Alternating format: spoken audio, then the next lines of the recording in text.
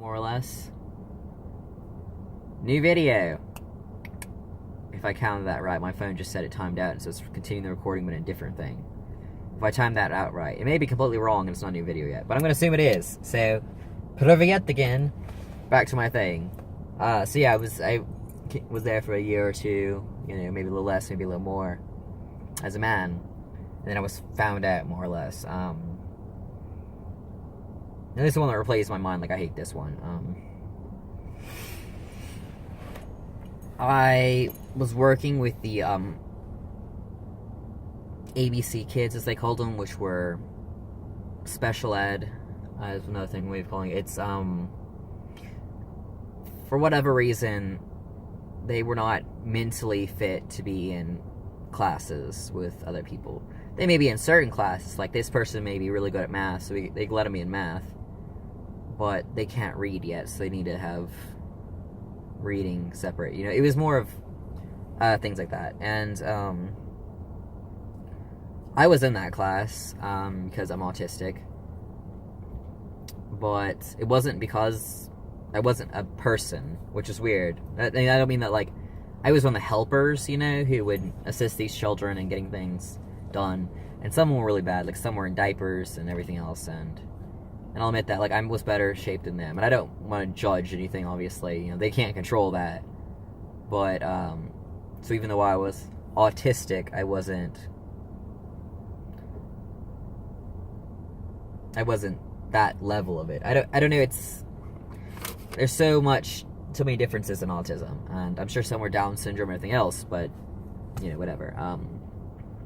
My teacher did not treat the students good at all, Basically, it was called Partners in PE, and our job was to help them. We'd do little things like, hand them the ball and be like, you throw it, like we would a little kid, and depending on their intelligence level, you would talk to them differently, obviously. Help them throw it, or if they're in a wheelchair, kind of push them around and be like, yay, we're interacting with everyone else, we're running around the track field, we're pushing the wheelchair, and it's just, you get them involved in, PE, basically, even though most of them weren't getting any physical exercise from it, but it was still fun for them, they get their joy. And I was in that class because I had been kicked out of PE, ironically enough. That's a big thing there. I remember elementary school, I kept getting hurt in PE. Like, weird things. Like, I would try to walk the dog, the yo-yo trick, and I would get tangled up and fall over. Dodgeball, I always got, like, knocked out, even though these really soft balls. Like, they weren't even, like, regular dodgeball balls. Middle school, I'd have the same issues. I kept getting knocked out in basketball. Not even playing, like, I'd be in the stands and it would fly by and hit me in the face. Like, I had horrible luck. I got into actual football games and got hit in the face and knocked out. Like, I had very bad luck with sports. And I was very, very bad situation. I couldn't run because, I had so many health problems, asthma that was undiagnosed at the time. And I had heart attacks a lot. And basically, I was very not healthy. That's the easiest way to put it. I was very not healthy. And a lot of the health problems have gone away as I've gotten older and more working out and anything else. But I was in very bad shape back then, and I still don't go to any sports games. I'm kind of iffy about that. Even in high school, I went to a few and got knocked out. So I don't trust sports. No trusting sports. No. Shoot. No sports. Nope. No. You can quote me on that. No sports. Nope. I actually loved volleyball in elementary school. I'd play it every chance I got, and I still would get knocked out, but I'd still play it. And I've given up on that. I've given up on that. I have too many brain hits. Maybe that's why I'm so special. Because I get hit in the head a lot. But yeah, so I was been Partners in PE basically because I was unfit for regular PE. I was labeled a danger to myself and others. Unfit for regular PE, and I had to take a PE class. They said, we can't make it so you don't have PE. But there is a special program we can get you into. And there was no way to sign up for this without having special situation, like it wasn't listed in your classes. The thing is, because they could only get like 4 helpers or something like that. It was really small now. It's like 2 or 3 or something. Like, it was very small. Which sucked for us because there was like 20 kids, and we can't. There's not enough of us to help every single one of them, obviously. and there'd be like 3 or 4 per person, and just we couldn't do that, you know. That's if we were lucky. Sometimes we had like 10, and if one of us was sick, it was a very bad situation. But the teacher was very, very cruel to these people. It made me not comfortable at all. But I didn't say anything. You know, I didn't speak at all back then, except for when absolutely necessary. I was very scared of everything. And I want to say this was either my sophomore or my junior year. I was scared of everything. And I don't even know why. I just was always scared of everything. And I've gotten a little over that. I think it was just so bad anxiety that I didn't have any treatment for, you know. And plus, home life was hell at the time. So I just was taught, don't speak, you won't get hit then. And it was a very bad situation. So I would not speak in class at all. So I would be definitely too afraid to report her to anyone, you know. Especially, I was scared of adults in general, but mostly female adults, because it was a female adult who had been beating me. So I wasn't really scared of men that much at all. I was like, okay, cool, whatever. Which, you know, is opposite for a lot of people. But I had no problem with men, but women just scared the out of me, you know. Like, I was scared to death of women. Even now I'm kind of like, you know, little, and I'm like, stop, you know, like, you know, they're not bad, calm down. But I still have a big fear of women, usually. Not as much. Like, before I was even at a fast food place, and there was a woman, you know, at the register, I'd be, like, shaking. I'd be physically shaking. I'm like, I can't. Even if I could do it, I'd be, like, almost about to pass out. Like, I'd be so scared to death. And usually my friends would have to order for me or something like that. Like, there was no hope for me ever doing drive-through. Because if they said, could you repeat that or something, if they couldn't hear me, I'd shut down. Like, I'm like, you know, I start second-guessing myself and everything. And I could not, that happened until, probably until people stopped seeing me as female. So, almost a year after I was on T. Like, I was just scared of everything. They started calling me sir and stuff. I got more confident, you know, and I guess things like that. But, scared of everything. Even so especially back then. And, but yeah, she was really bad about you know, she'd be kind of yelling at them and stuff, and I don't even remember what exact things that she would do, but it was just really mean, you know.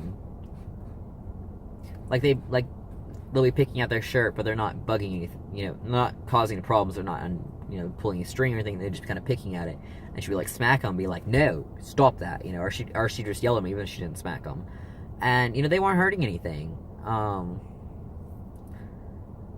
You know, like, I don't do it now because my hair is short, but I still kind of do it like that. One of my autism things is I always have to be like, I'm always messing with my hair. Brushing it, dyeing it, you know, just kind of scratching. Like, I always had to touch my hair.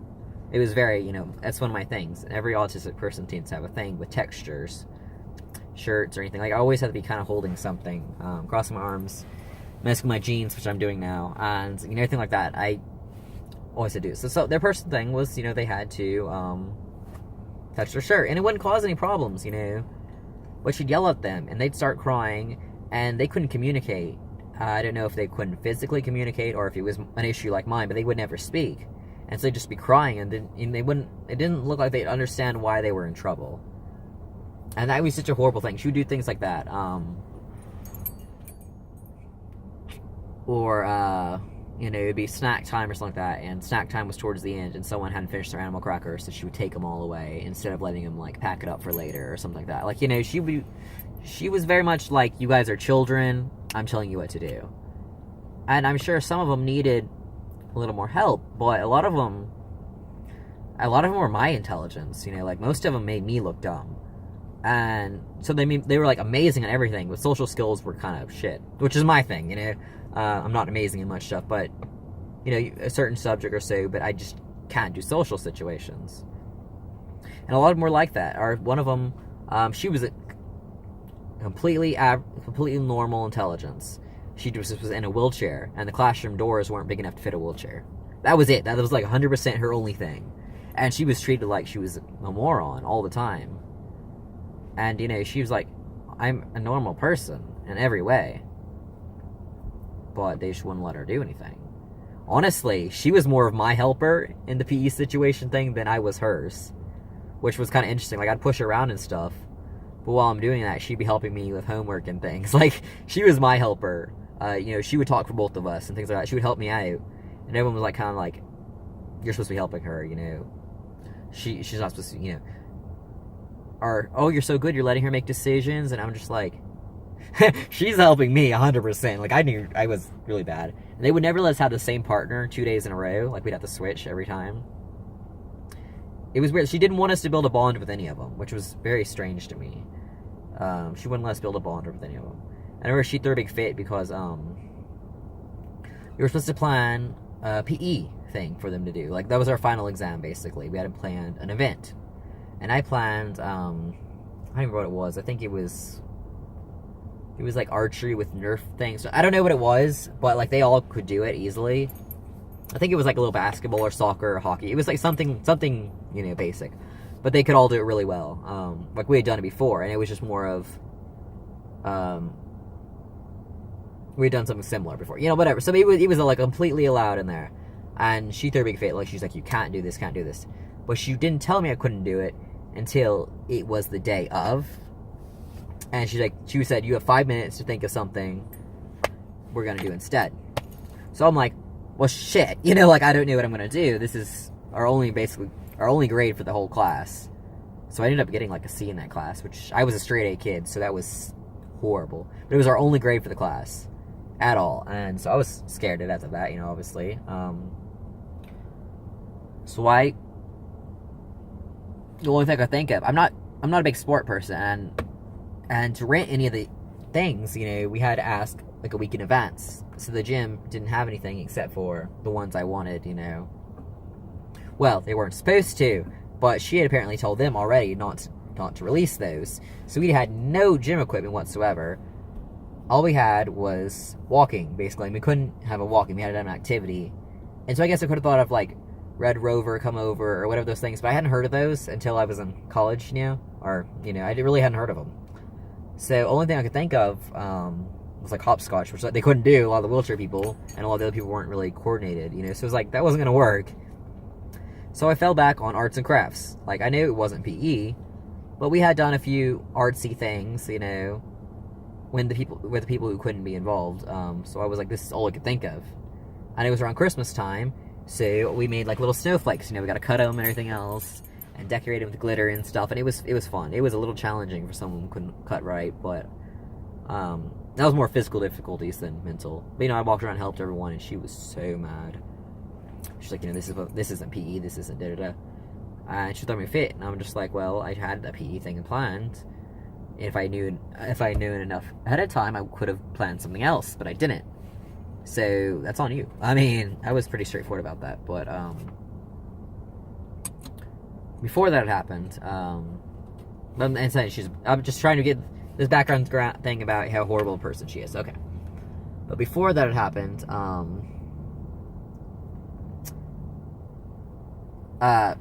this guy in my class, he was a year younger than me. He was either freshman or sophomore. I mean, like, because I thought it was a sophomore or junior. But, so, like, he was somewhere around there. But he was a year younger than me. And, he may have been 2 years younger. I don't know. I think he was a freshman, but I don't remember if I was a sophomore or a junior. Whatever the case was, he was younger than me by about 2 years or so. And he kind of looked up to me. It was weird. In a way. I mean, you kind of treat me like, you're the only guy here. So, he was treating me with, like, respect and that because he wasn't the, then we have another guy. Because there was a few female helpers. But we're the only males, and so even those people who were helping were only females, really. We had a few males, but they were the ones who couldn't speak or anything. So, I was the only real friend he could get, which was cool, I got along with him pretty well until, I don't even remember what it was. I think I got hurt or something.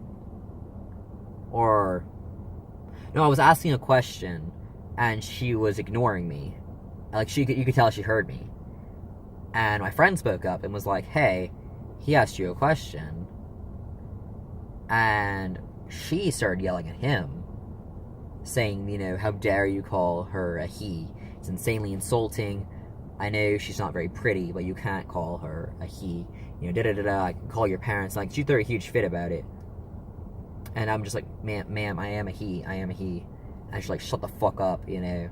Like, I think she actually said those exact words. Like, she was mad.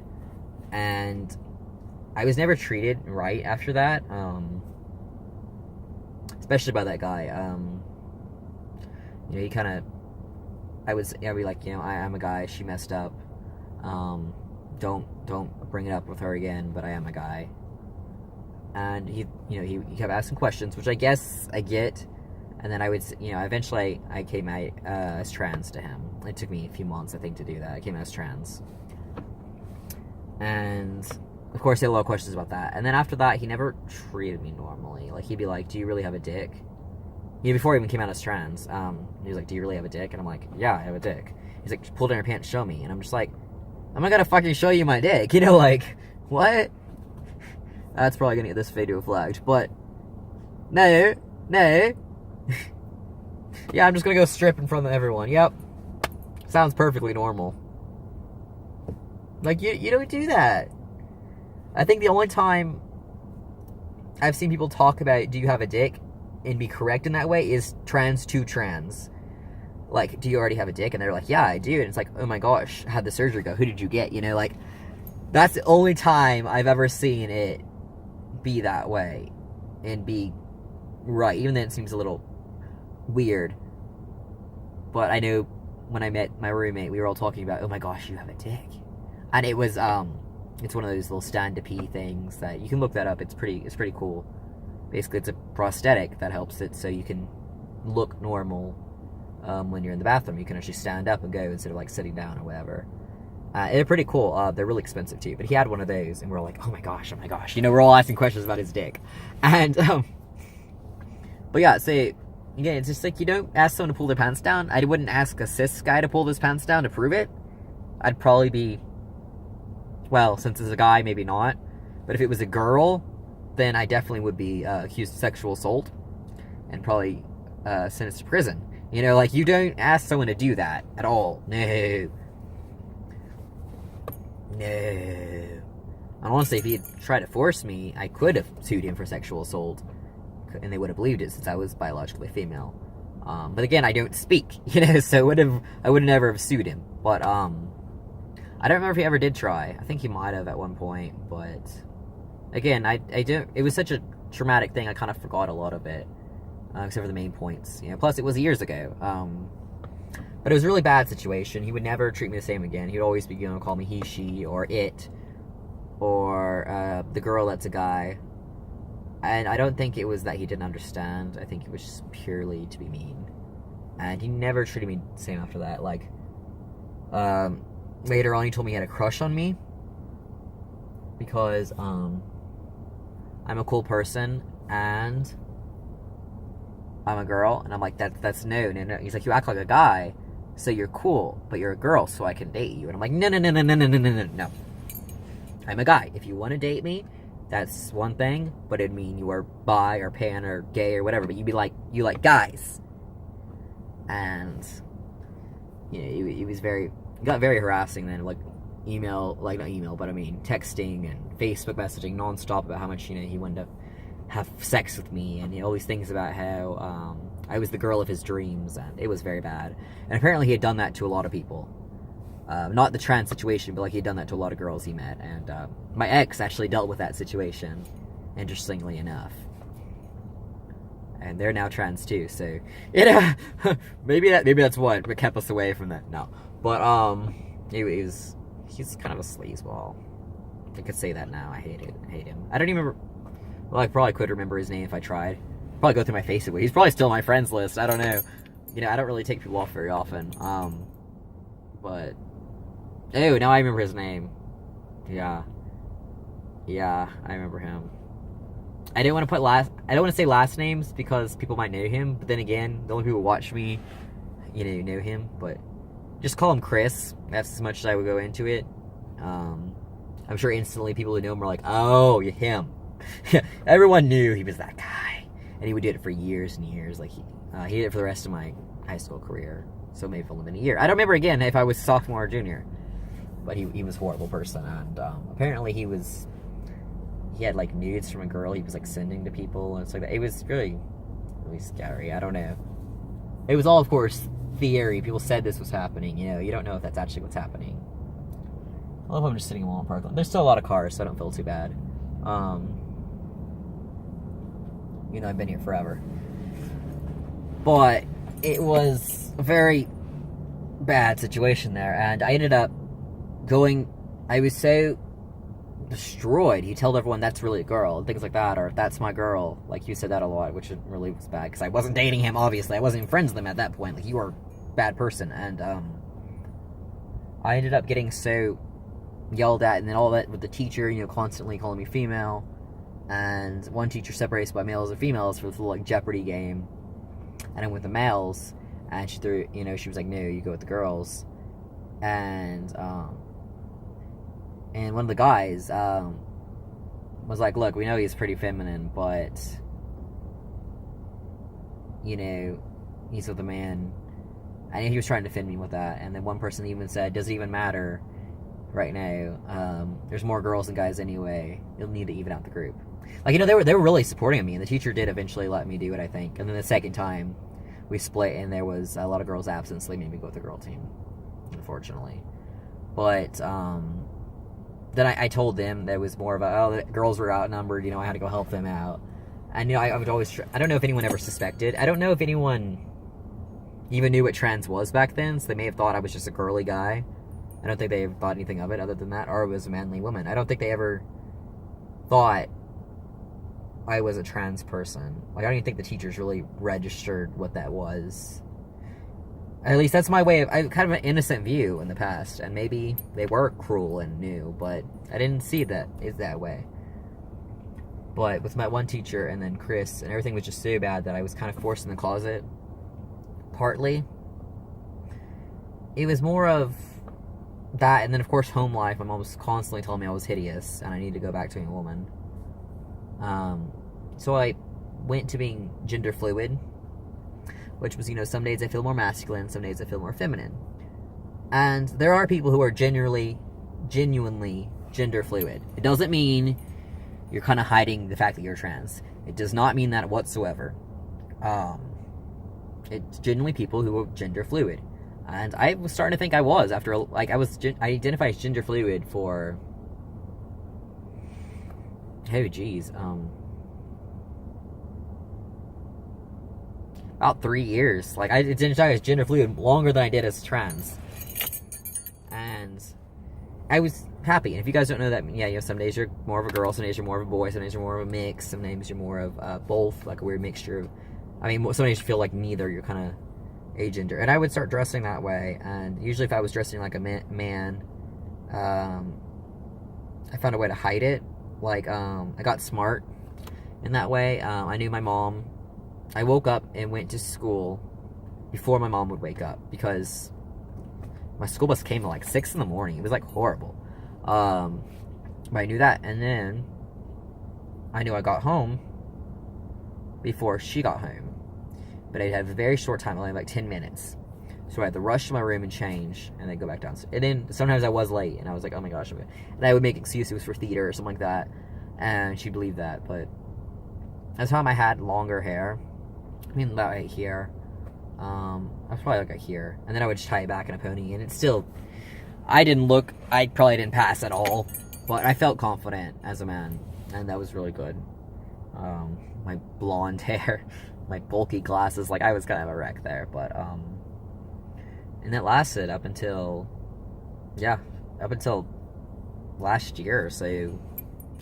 I did, you know, that, and then it was one of those things where I mostly did female, but, because ease mostly, but there was some days I just could not control dysphoria, and I had to be a man, and those were those days.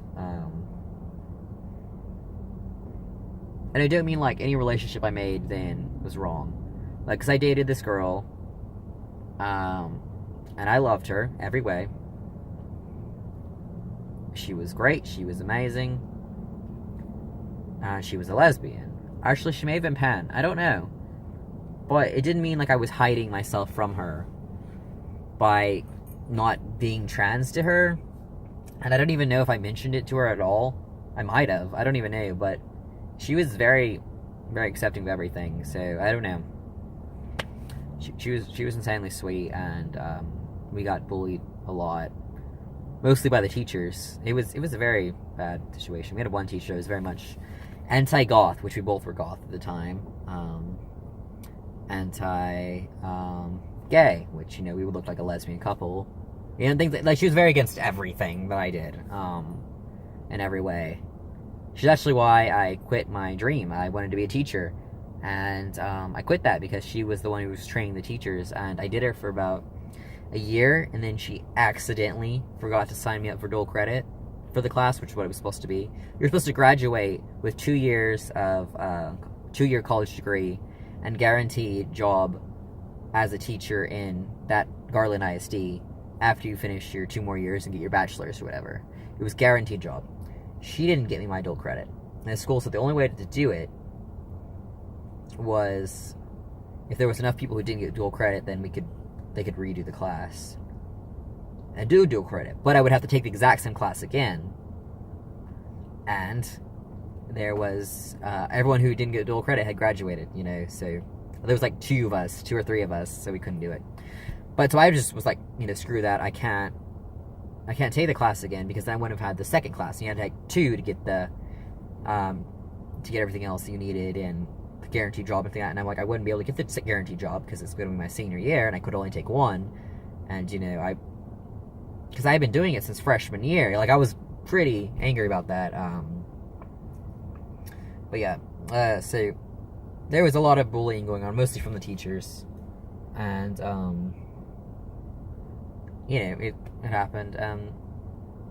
So I wasn't hiding myself from her. I worried about that a lot for the longest time, that maybe I wasn't honest with her because she liked women and I looked like a woman.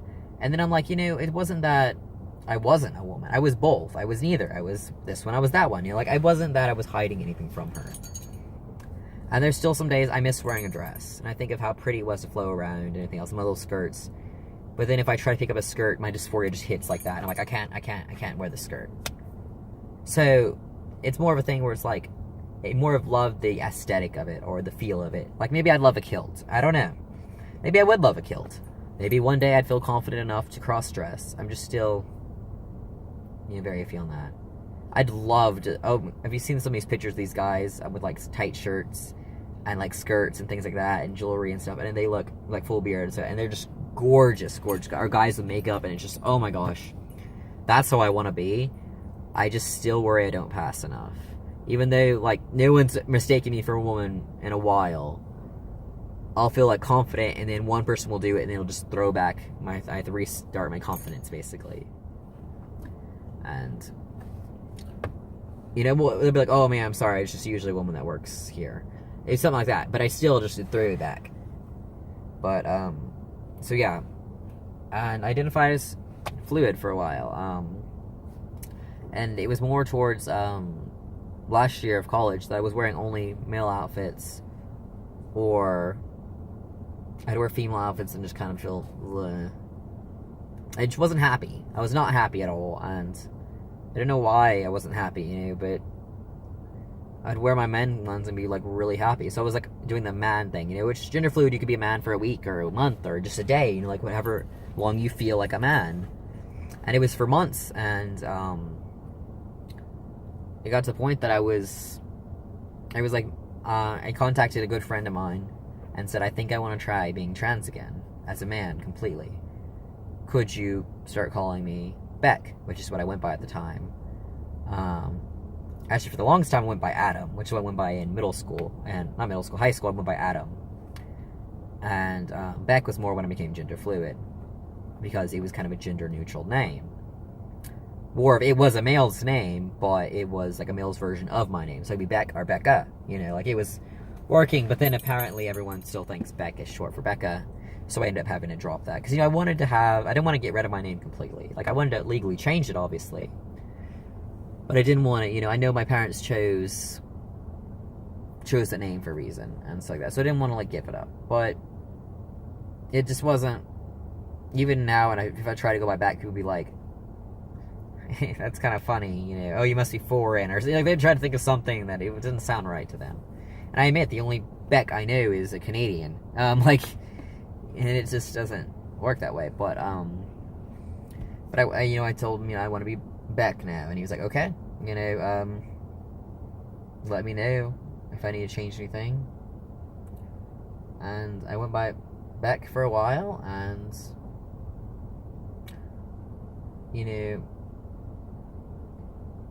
it was great. And then I told him, I was like, I'm not sure if I'm really trans again or if I'm still gender fluid and just having a long male streak. Because sometimes it can last for a year or so. And I said, I'm going to try something. I'm going to try to wear female clothes for a week and see how it makes me feel. It was probably one of the worst weeks of my life. I don't even know why. Everything was horrible. Dysphoria hit. I got mentally destroyed. Stress, anxiety, everything was going crazy. And I was just like, I just can't do it. I think I ended up quitting the week halfway through. And I was like, I can't do this. And again, I could have just been a long male streak. So it was more of a, I don't know. But I said, I think I'm definitely mad now. And my friend was a little still weary about that. Because, he's like, this is a big deal. Because I wanted to get on hormones. He's like, this is a pretty big deal. What if you're not? This is kind of irreversible. And I was looking into it about how once you, as long as you're not at that year mark, it's still reversible. Once you get to the year mark, it's kind of too late. Which I'm past that now, but it was like, and he was still very iffy about it, but, he was going to be supportive of it. And by halfway through the year or so, I decided that I want to go by Eli instead. When he asked about why and stuff, obviously, but, I said, I don't know anyone named Eli. I was trying to think of all these names, and I wanted a name that would work with, Rebecca, being a male version of that, and I couldn't find one. But I wanted to have a name that I had no relation to anyone with. Like, I knew Jonathan's, I knew Jacob's, I knew everyone like that. And I was trying to think of a name, and I couldn't find anything. And for me, Eli, I didn't know anyone with Eli. It was such a rare name. I never even had a classmate named Eli. So I was kind of iffy, because I was like, maybe they'll think I'm foreign or something, because that's not a common name at all. And now I don't worry about that, because apparently it's super common here. But I was like, I want to be Eli then. And I was going to just be Eli, but it was really depressing for a while, because I was like, I can't put my name short for anything. Before I was Rebecca, and I could go by Beck, or Becca, or something like that, and, it was more of, I don't know why that was such a big deal for me, but, like, how can you make a nickname for me? What would I be? Kitty or something like that. I couldn't be E or Eli, or because I'd be Eli, and it's just I don't know. For some reason, I wanted to have a nickname, and I guess it's kind of weird making sure you have a nickname, but so I decided on Elijah, and then me and my roommate who's Eli, but I wanted to have a nickname, and so I got that, and then I waited